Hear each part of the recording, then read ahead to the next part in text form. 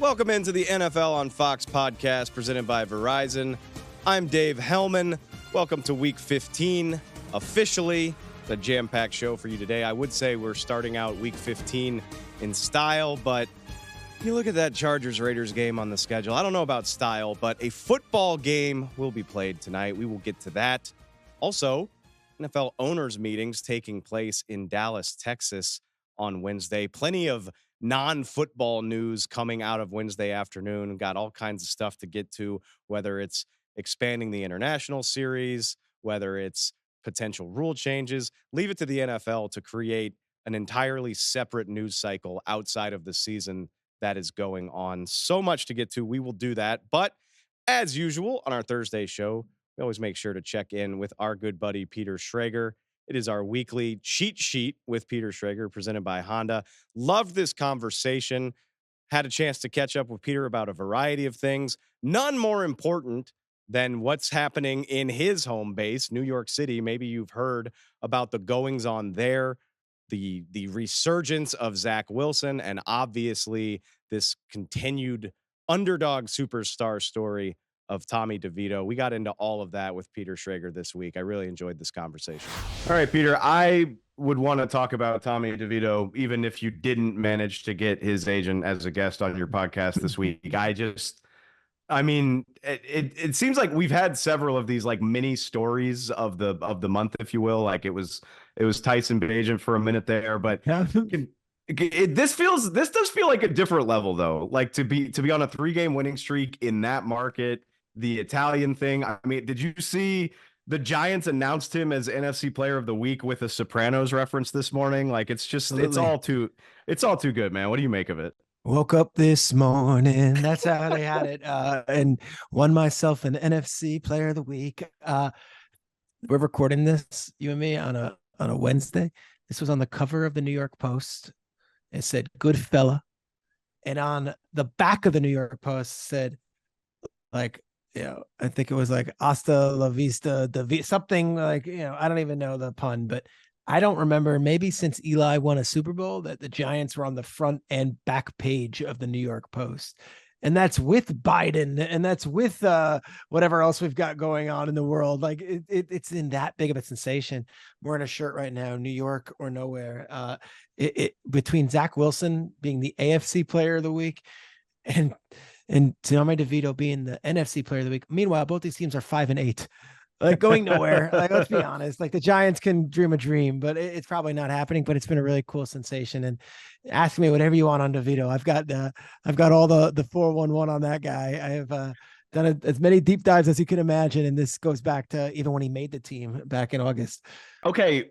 Let's first of all, I want to talk about the guy that you had on your show. That would be his agent, Sean Stellato. We can talk about DeVito too, but this guy, he took Twitter by storm on Monday night with the outfit that he was wearing for the Giants win against Green Bay.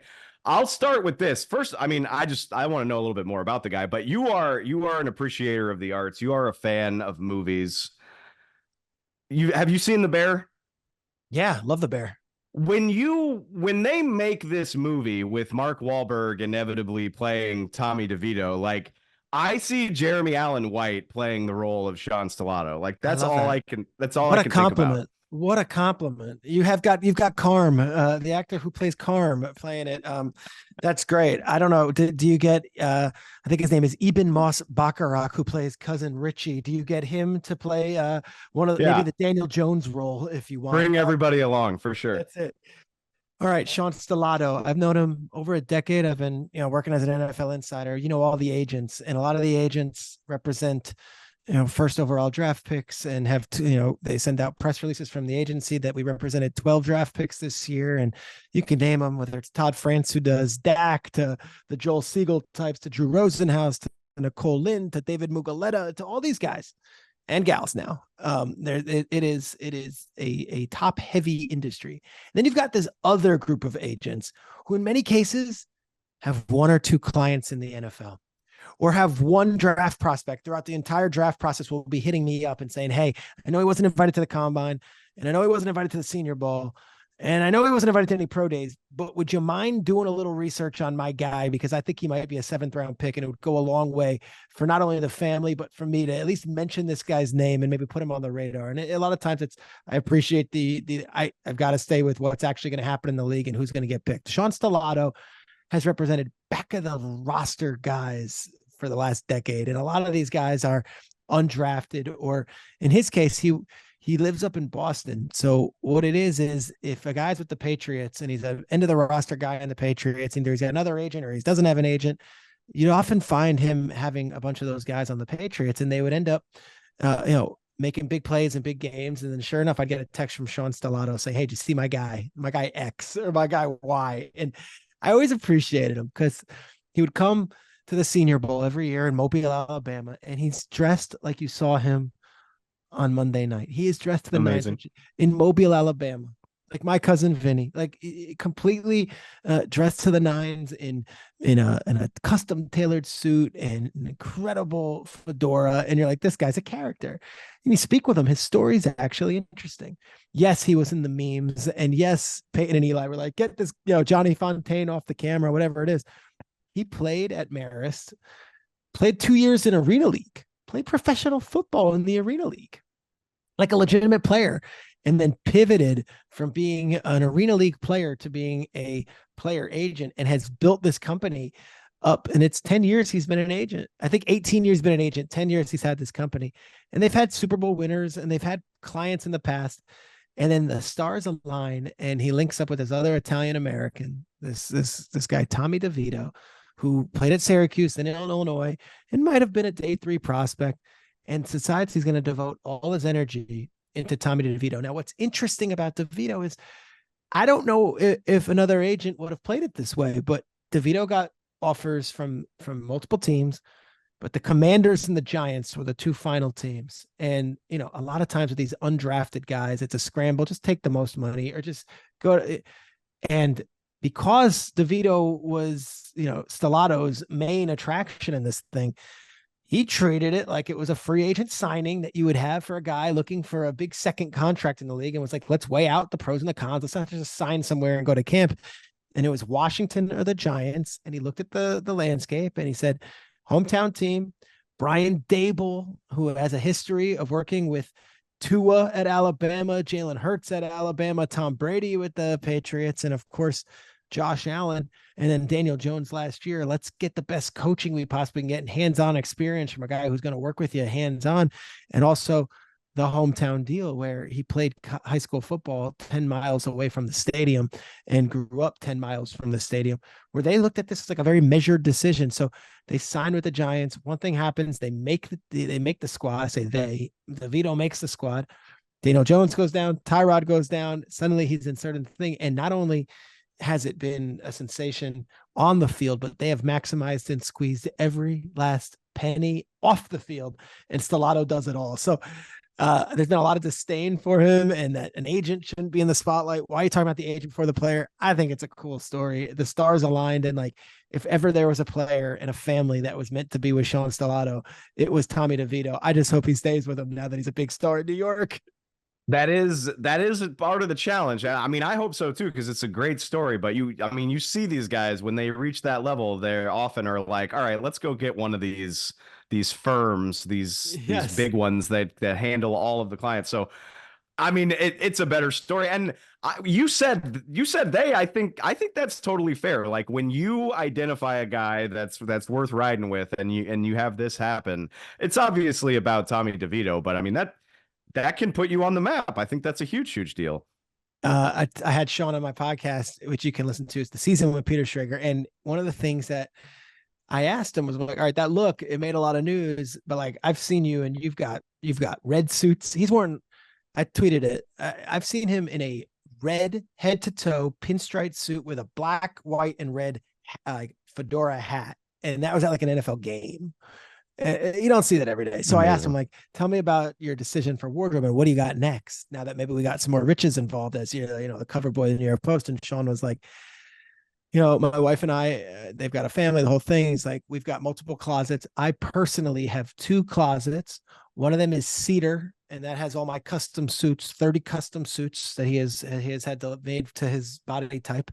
And he's like, got another huge walk-in closet, which is my leisure wear. And I'm like, this guy, you can't make it up, dude. He's incredible. So I don't know how he is at negotiating a contract, and I don't know how he is recruiting a client, but you're talking about mini stories, and whether it was, like you said, Tyson Bagent.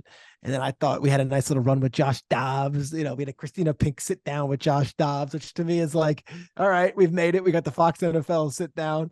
And now we've got Devito, and who knows? We still got 4 weeks left. Maybe there's another story waiting for us. The season of lightning in a bottle definitely seems fair. Giants play at the Eagles on Christmas Day in a 4:30 Eastern kickoff. I can only imagine the fit that he's going to bring to that. Okay, let's talk about Devito for a minute, though. And it's a cool story, local kid. All of that stuff is really cool and all. And I'm not trying to get you to predict whether or not the Giants make a run at the playoffs, but the big picture is really interesting for Tommy DeVito to me, regardless of what happens from here, because Daniel Jones is hurt. And the Giants are slowly but surely playing their way out of that Caleb Williams sort of range. I mean, it seems like Tommy DeVito is securing himself at bare minimum a chance to be the Giants' backup quarterback for potentially like a pretty long time. I think it's fair. He's making next to nothing as an undrafted rookie free agent. And I would think it's interesting that, in most cases, there's always this two-pronged thing when a bad team wins a couple of games at the end where the fans are like, yeah, but, and I was here when the Jets were the worst team in football. And then with Trevor Lawrence sitting there at the draft, they beat the Rams in an inexplicable game. It was just one win, but it made sure that the Jaguars got the first pick and the Jets got the second. The Jags get Trevor Lawrence, the Jets get Zach Wilson. History's changed, right?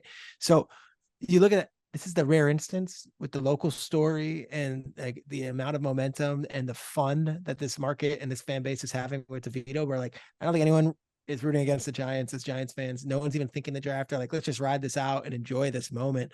But I think they played themselves out of at least Caleb Williams and Drake May. Now, maybe there's another quarterback, JJ McCarthy from Michigan, or Daniels, the Heisman Trophy winner, or whoever it is. And maybe they get the fourth or fifth quarterback in the draft, but this isn't the Caleb Williams territory. That's for a different group of teams. And, they play the Eagles twice more, and they play the Saints, and they play, a schedule that like they could either make some ridiculous wild card run, or B, completely upset the apple cart for a lot of these teams. Like a win against the Saints crushes the Saints this week in New Orleans. And then, gosh, could you imagine with the way the Cowboys and Eagles are neck and neck if the Giants came and knocked off the Eagles even one time? So I don't think they're worried about quarterback. And I think if DeVito continues to play this way, of course, he'll be in contention to get a contract from the Giants. They play the Rams in between those Eagles games too. So literally 4 games, 4 opportunities to just completely ruin everything for everyone in the NFC. I can't wait to see where it goes. All right, slipping over to the AFC. I wasn't sure what to do with this just because it was a very hyper specific local report. You're not seeing a lot of noise about it. And then Bill Belichick is asked directly about the noise that the Patriots have already decided to part ways with him. It was Tom Curran in the New England market that initially made the report that this is done, this is decided. And I just love how everything comes full circle, because almost a decade ago, the Patriots were coming off of a blowout loss to the Chiefs when Bill Belichick said, we're on to Cincinnati. And now here in 2023, we're focused on, or we're getting ready for Kansas City. Yeah. Couple markets out there where there's like guys in the market or gals in the market that you don't question. And it's just like, well, if they said it, then there's something to it. There's a lot of I don't mess with Tom Curran reports. So he has been in New England since before Belichick, and he is one of the best at what he does. So when he talks, I listen. There's nothing I can say to further the story. I know that there are a lot of assistant coaches on that team that I have spoken to over the last recent month or so, and they're all very close to the vest, like you would imagine in New England they are. but those coaches obviously have lives and families and also, and they're just kind of asking me, what are you hearing? Obviously, we're curious what you're hearing. So I don't think this is something that's made the waves around the Patriots. Like, I don't think Belichick has sat down his coaching staff or the players and been like, guys, this is my last 4 games as a New England Patriots coach. So why don't we start? Like, I think the people that know are Mr. Kraft, his son, Jonathan, Bill Belichick, and in this case, maybe a few others in an inner circle. And if Tom Curran's reporting it, I'm not downing it. I just have nowhere else to go with the story because I don't have that information on my own. Well, the other thing too is, and yeah, I don't think it's that hard to potentially read the writing on the wall. I mean, the New England Patriots with all those trophies are eliminated from the playoffs with a month to play. Not great. It's not hard to piece that together, but this is also considering the names involved and the relationships involved. Even if this is true, which I agree with you, I'm not doubting it. But even if it's true, I don't really see the benefit to dragging that into the public sphere. Like, I think Robert Kraft, unless Belichick wanted some, like, and this is like literally the 180 degrees from the Belichick way.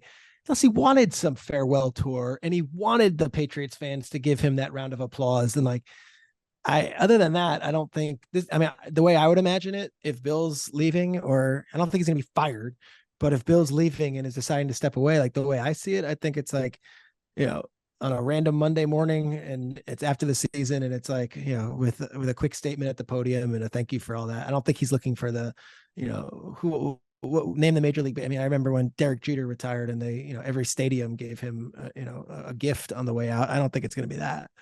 Yeah, even when our mutual buddy Sean Payton stepped away in New Orleans, that was a touching day. He must have talked to the New Orleans media for an hour about the good times and the early teams. Like, it's hard to even imagine Bill Belichick doing that with everything we know about him.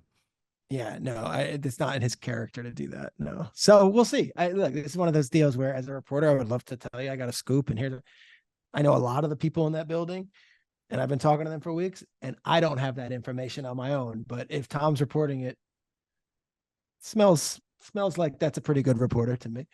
Yeah. Like I said, I think you can read the writing on the wall, but in this instance, it's not something that I'm desperate to know ahead of time. I think that'll take care of itself. Like, I look at the record, I look at the situation, I'm like, yeah, that makes sense, but it's also Can I ask you a sports TV question?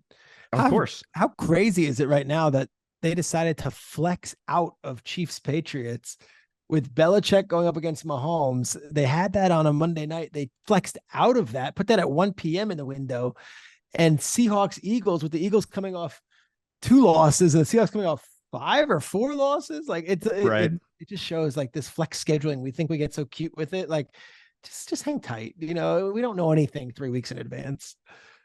I just remember, and even you would think, even with the season that they're having, the Patriots are still a draw, especially with the uncertainty and the, oh my God, like, but this could be Belichick's last season. I remember and from my own experience, like, it takes a lot. And I found this out. It takes a lot to move the Cowboys out of a big time window. And in 2020, Dak is hurt. The team is terrible. Everybody's just trying to get through this thing.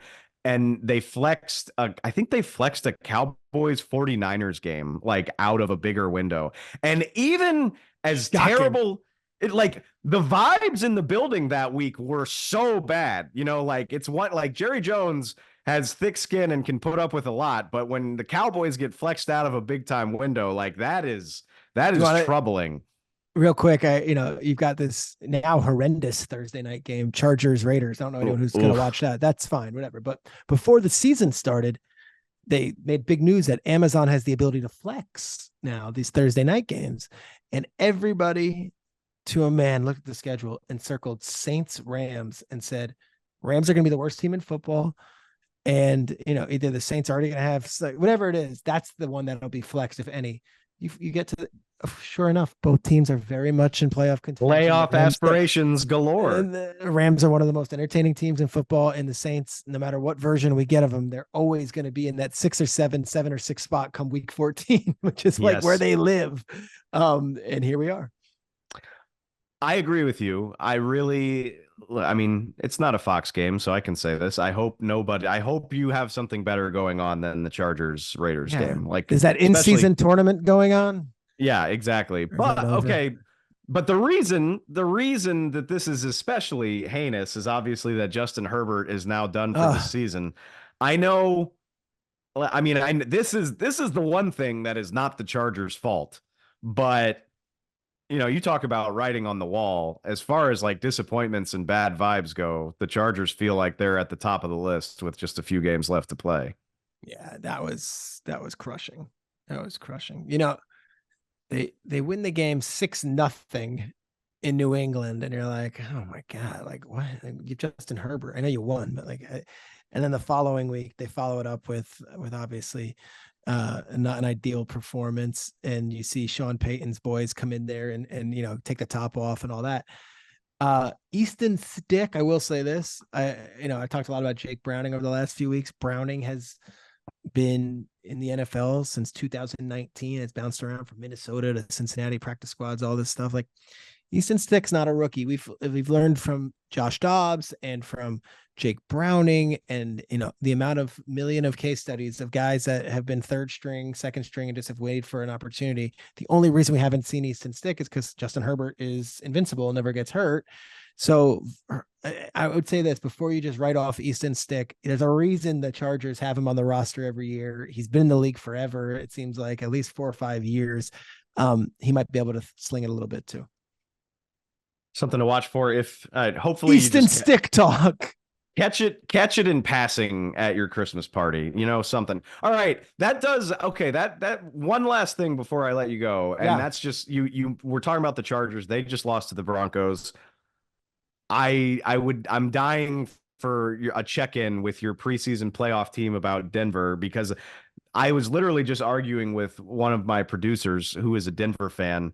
I have the Broncos 7th in my power rankings, and yet I wouldn't call this team an enjoyable watch. But here they are in mid-December, having won 6 of 7. You picked them to go to the playoffs, but I mean, what do you make of these guys and where this might be going? The biggest play in that game was not the Cortland Sutton catch, which was awesome with the perseverance. It was 10-0. Chargers are moving the ball a little bit, and they decide in Broncos territory to go for it on 4th and 1. And there's Vance Joseph's defense and Josie Jewell and Alex Singleton just swallowing up the ball carrier, stuffing them. The defense is good. So they're not one of these shootout teams. They're one of these teams that are going to beat you 24-23, 23-20, those scores. They go into Detroit, and I think it's a huge game for both teams, as we know. I'll just say this. 25 years ago, Dan Campbell was a tight end on the Cowboys and Sean Payton was the offensive coordinator. 25 years ago, Aaron Glenn was a defensive back on the Cowboys. Sean Payton was the coach. Dan Campbell, going back to the Giants, to the Cowboys, to when he was a Saints coach, has always been a mentee of Sean Payton. We've had a lot of examples of Bill Belichick mentees kicking Bill Belichick's asses in games. So I don't think it's like a direct correlation that, hey, just because that's the student and that's the mentor, like the student's always going to lose. Sean Payton ain't going to be seeing anything he's never seen before from Dan Campbell and Aaron Glenn. That's all I'll say as they go into Detroit on Saturday night. It's going to be a hell of a matchup. Yeah, Thursday night football, not so great. Really looking forward to all of the matchups really that are coming on Saturday. Peter, I appreciate the time, man. I know it's a hectic time of year, but love these chats, and I'll catch up with you soon. All right. Appreciate you, Dave. Thanks as always to Peter for the time. I really appreciate it. All right, let's get into the news coming out of the NFL's winter meetings in Dallas on Wednesday. It seems like they do this 2 or 3 times a year. Leave it to the NFL to create front page news about the future during the middle of the home stretch of their season. I love it. Always something to talk about with this league.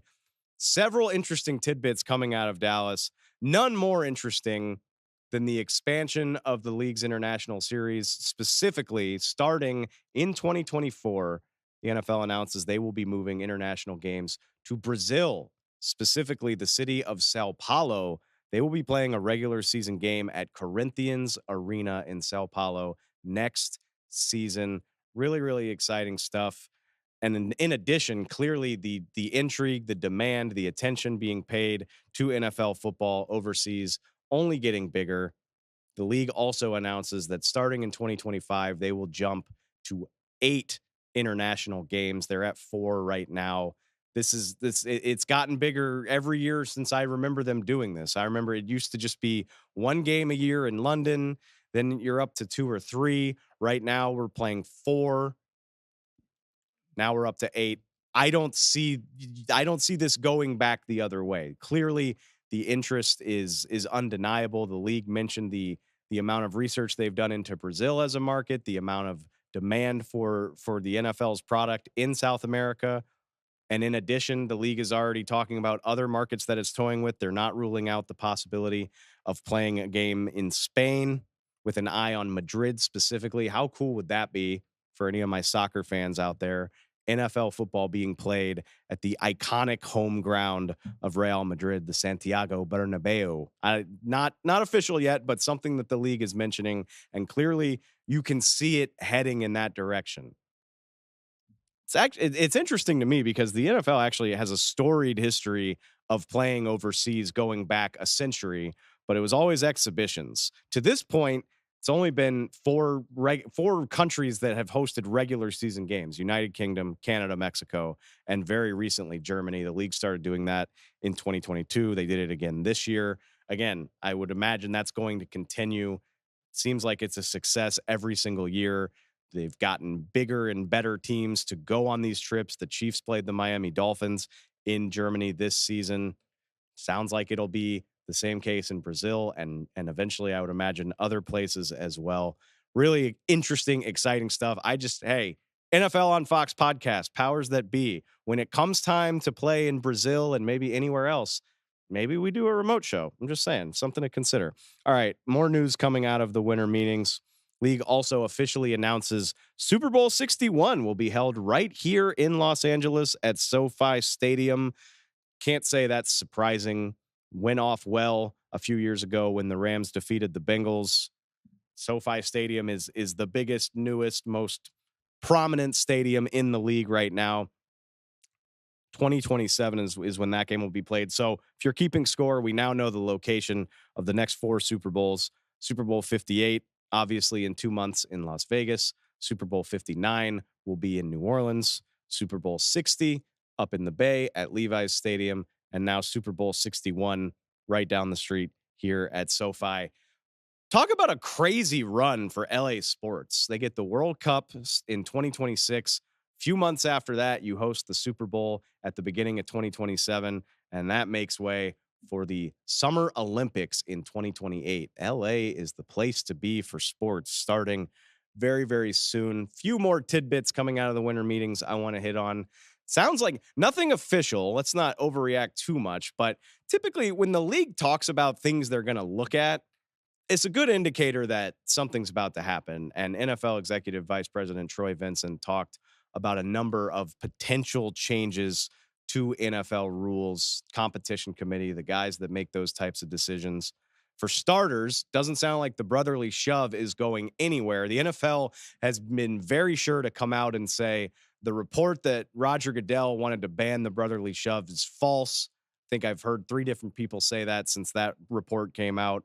Troy Vincent said today they don't have any notable injury data that suggests that it's a dangerous play. He also points out that the play has evolved over the months, weeks, whatever that it's been on display. You've got teams passing out of that formation. You've got teams running end arounds, misdirection. So it's different than just a pure quarterback sneak. And on top of that, he was sure to point out that the Eagles do it way better than everybody else. So Troy Vincent basically saying, everybody else doesn't do this as well as Philly. We don't want to penalize the Eagles for being good at something. I say bravo. I say it fosters competition. And in a weird way, I think it's good for football. It is a football play. I'm glad to hear. Doesn't sound like it's going anywhere. One more thing that Troy Vincent said Wednesday that raised a lot of eyebrows around the NFL. Sounds like the league is going to review the rule that stipulates that an offensive fumble through the end zone is a turnover. You know, we only see this 1 or 2 times per season. It doesn't happen often, but it is always incredibly divisive. If a team is reaching for the pylon, reaching for the goal line, and they fumble out of the end zone, it is a turnover. The defense takes over on offense after a touchback. It's an incredibly harsh penalty. Like I said, maybe happens a handful of times per season, but there is always a heated conversation about it when it does happen. Lots and lots of people think it's far too harsh of a penalty for an offense that had been good enough to get to the goal line. I'm interested to see where it goes. It's weird. I've always thought it was a really silly rule, but now that we're faced with the thought of it going away, I'm like, I don't know. Is it really a big enough deal that we need to take it off the board? Not my call. We'll see what the league decides. I will say, typically when the league says they want to look at something, it sort of feels like they've already made up their mind and they're just going to go through the due process, but I could be wrong. Keep an eye on the NFL Combine in February and March. That's when a lot of that stuff gets decided. Maybe there will be a secondary vote later in the year, but I wouldn't be surprised if that goes away, which what do we argue about on Twitter if that's the case? All right, one last thing I wanted to hit in the news section. It is pertaining to this season, and I just want to shout out a brutal series of blows for the Cleveland Browns. It's already been a rough season in Cleveland from an injury perspective. When you remember they've gone through 4 quarterbacks this year, that in itself is crazy enough, but the hits keep coming. Just a few days after the Browns signed safety Grant Delpit to a 3-year, $36 million extension, they announced that the groin injury he suffered the other day, it's going to land him on IR. He's out for the rest of the regular season. They hope he can come back for the playoffs if they get that far. But Grant Delpit, they paid him for a reason. He was playing at a Pro Bowl level, led the team with 80 tackles, had 7 tackles for loss to go with that. So that's a big, big loss for a team that has had a lot of them. We'll see if he makes it back in time for the playoffs. Doesn't sound as optimistic for pass rusher Obo Okoronkwo. He is out with a torn pec. He's out for the regular season. Maybe a slim chance he comes back for the playoffs as well, but it sounds a lot less likely in his case. The Browns brought him in the offseason to complement Myles Garrett. He was doing a great job. He was second on the team in sacks with 4.5. Another huge loss for that defense. And if that wasn't enough, defensive tackle Maurice Hurst has a torn pec as well. He is out for the year too. Left tackle Jedrick Wills has been hurt for a while, but he underwent season-ending surgery this week. So your left tackle is out with a knee injury. Have I mentioned rookie right tackle DeJuan Jones? He stepped in because of injury early in the season. He is also out for the year with a knee injury.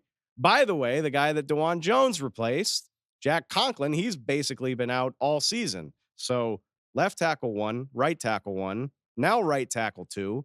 I mentioned the quarterbacks. Let's just throw in Nick Chubb for good measure. This whole team's a mash unit. If the Cleveland Browns get to the playoffs with everything I just said, A, it's going to be one of the most impressive things that happened this season. And B, I talked about Kevin Stefanski as a coach of the year candidate earlier this week.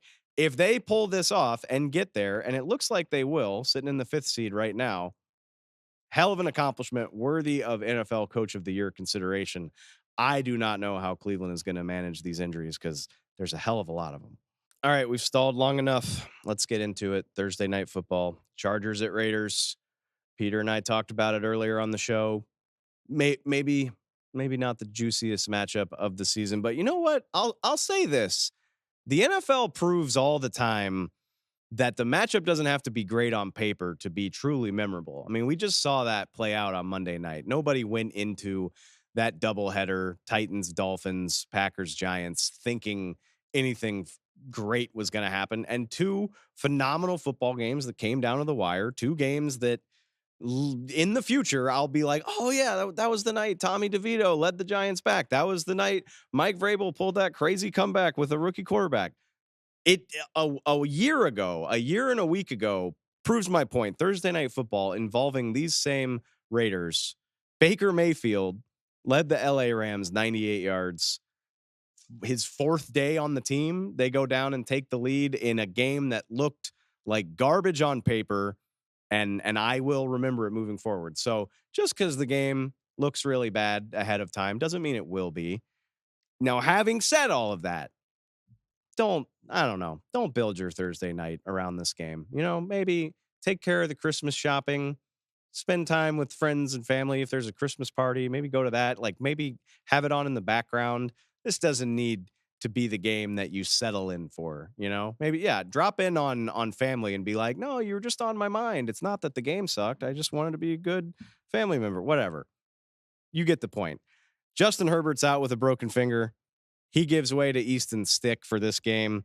Keenan Allen, who is quietly having the best season of an incredible career, he is out as well, ruled out on Wednesday with a heel injury. The most intriguing thing about the Chargers right now is that this game will decide whether or not they are in last place in the AFC West. And that does carry weight when you consider the expectations. Chargers got to the playoffs last year. They collapsed epically, gave away a big lead in the second half. They paid Justin Herbert.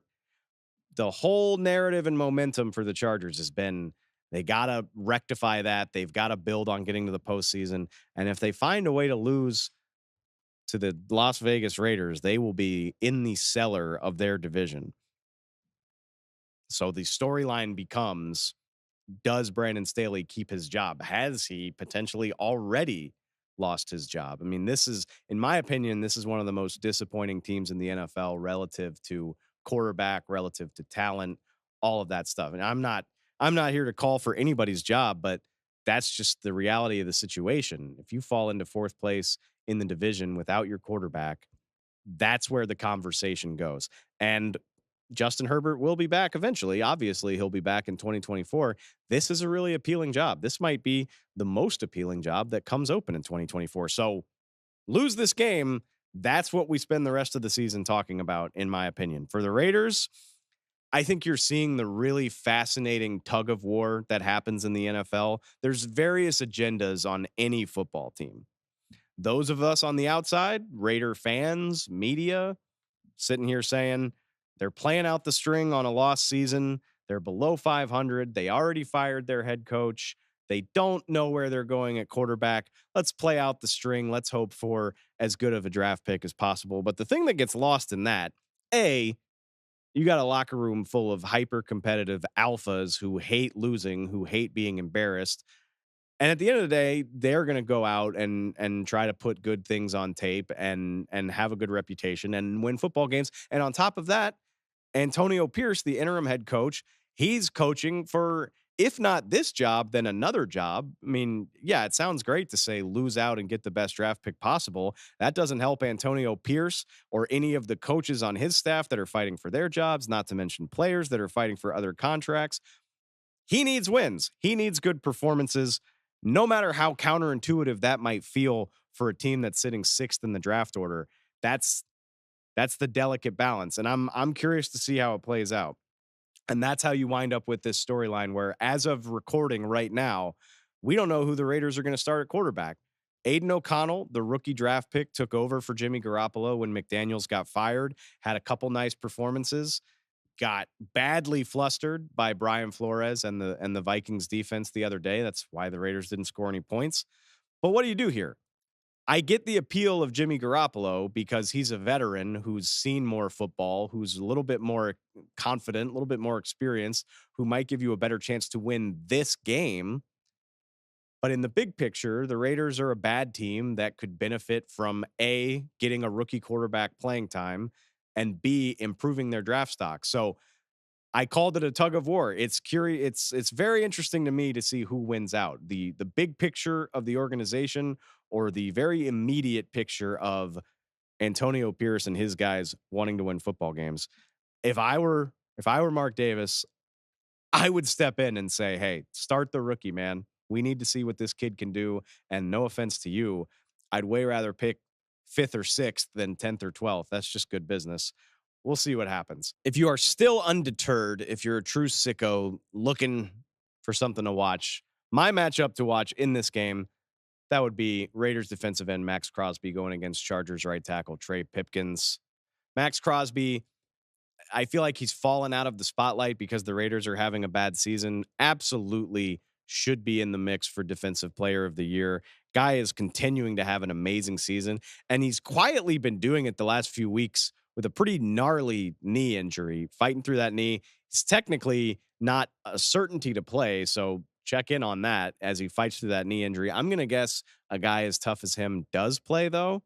seeing as how he's been racking up stats one-legged for the last 2 or 3 weeks. He's got 4 sacks in his last 3 games. He had 2 last week against Minnesota. Just a force of nature on this Raiders defense, sitting at 13.5 sacks, which is a career high, still 4 games to play. So he's got a career high. He only needs 3 more to set the Raiders single season sack record. That was set by Derek Burgess back in 2005. So Max Crosby, not too far away from Raiders history, and it's a favorable matchup for him. Trey Pipkins has allowed 9 sacks, 7 quarterback hits, 45 pressures, 29 quarterback hurries this season. Hasn't been great over on that right side, which is where Max Crosby likes to line up. Pipkins' pass blocking grade is ranked 136th out of NFL tackles this season, according to PFF. I think this is a chance for Max Crosby to make some hay. And given Easton Stick is back there and not Justin Herbert, I think you could see Max Crosby set the franchise record as early as tonight. I think it'll also have a huge impact on the Chargers offense. And for that reason, I will take the Raiders to win. I'm not saying I feel good about it. I'm not saying it's going to be pretty. Shoot.